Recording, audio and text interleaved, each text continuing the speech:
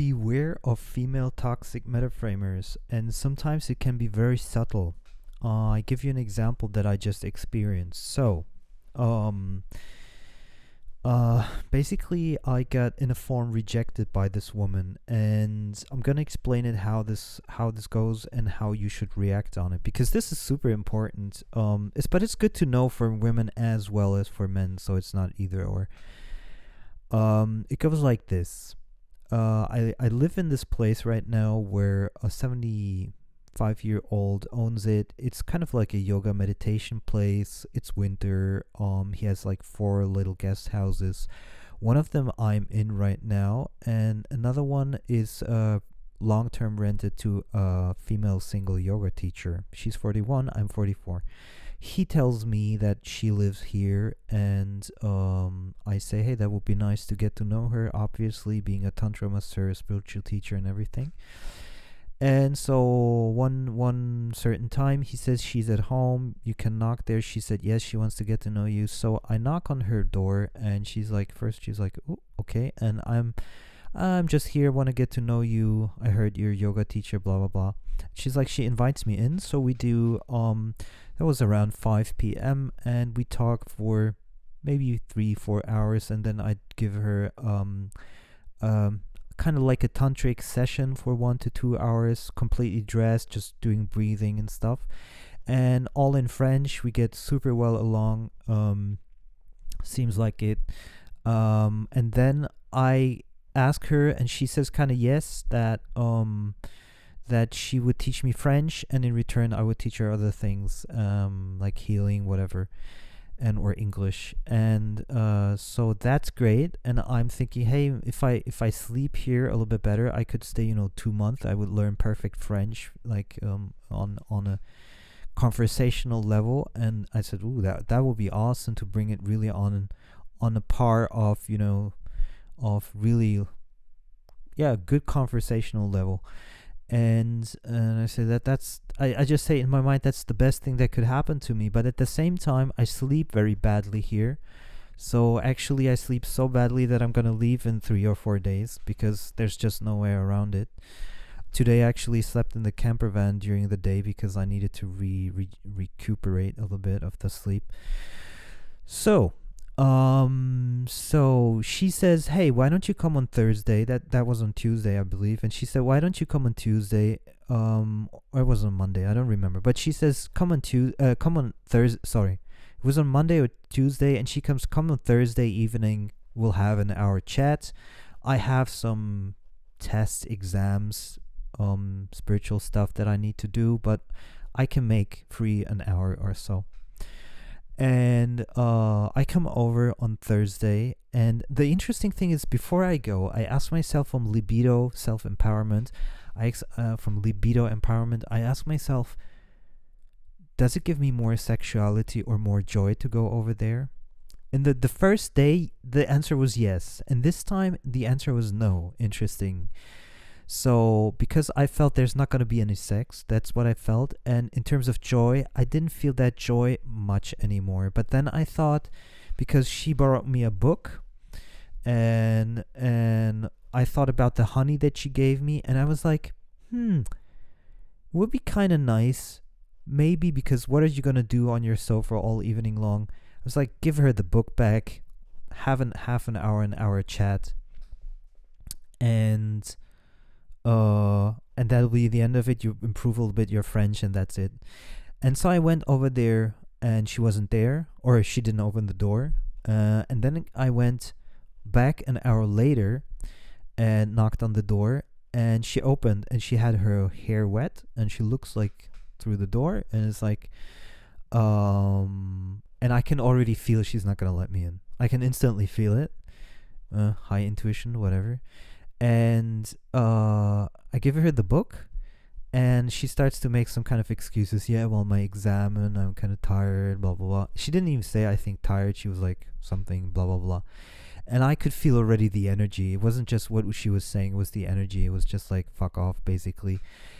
And then she saw that I prepared a few snacks and the honey that I promised I would bring. And she's like, oh, like, what the fuck? Am I like a small child or what? Whatever. What the fuck is that? And what is the and then I say, hey, listen, I'm gonna leave in 3 or 4 days. And then she starts again with, this, and I just say good night, and she says good night and kind of like a salut, like she's ready to never see me again. And that was interesting because it's actually a toxic metaframe. The reason it's a toxic metaframe because it was her choice and her offer, and I took the offer on Thursday to talk for an hour. It was exactly said 1 hour Thursday. And if she can't make up for it, and she cannot, let's say it this way, if she says yes, but then cannot in timely fashion tell me no, that means she considers her time to be more important than mine, because it was supposed to be like a French, for me, like a French teaching session. That was kind of the plan. So in effect, it's a toxic metaframe. And if she had said, sorry, beforehand, sorry, I'm not gonna have time today, or whatever, or she would have said, hey, listen, not an hour, but half an hour, we do some French talking, it would have been different.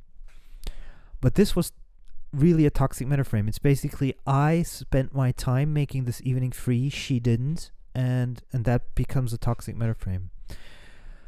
So, it's not a harsh one, but it's one. And then I remembered that in the conversation that we had, that she actually said she was the toxic one in the relationship. I remember, like the narcissist or something, if I remember correctly, which should have alerted me already a little bit. But I wasn't looking for a relationship. I was looking for a hard-based conversation about spirituality, about French on that evening.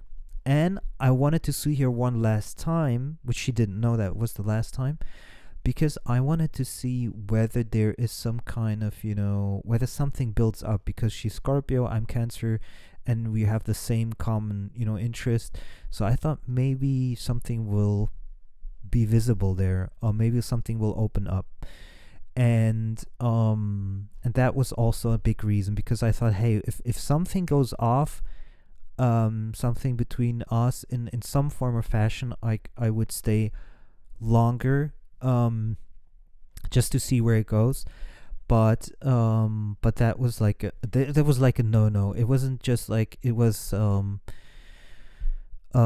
toxic metaframe. She wasn't interested, and when we said bye, it was clear that she doesn't want to see me again. Basically, she's okay with never seeing me again. Okay, and my heart was kind of like hurt a little bit. And then I went back and I spoke to a friend of mine, which incidentally I met over YouTube. And now comes the interesting part. How do you deal with all of this stuff?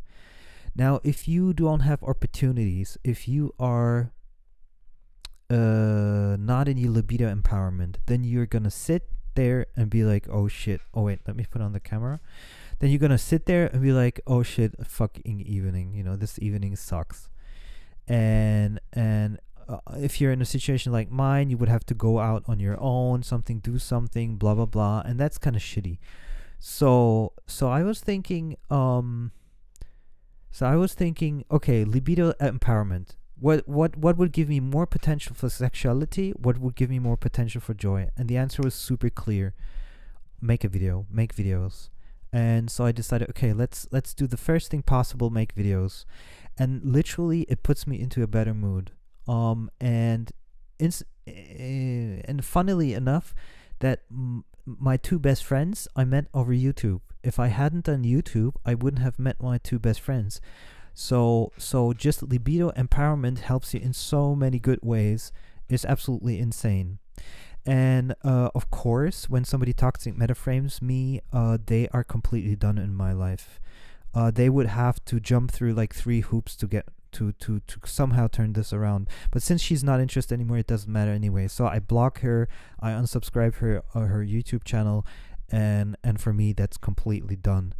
And because toxic metaframing is an absolute no-go in my life, and I wanted to share the story with you. If you are in such a situation, what you should do about it. Go into your libido empowerment and fuck off these toxic metaframers. Because 80% people in life are toxic metaframes. She could be the most best yoga teacher in the world with all kind of spiritual shit. If she's a toxic metaframer, she's a toxic person. That's just how it goes. And yeah, and that's it.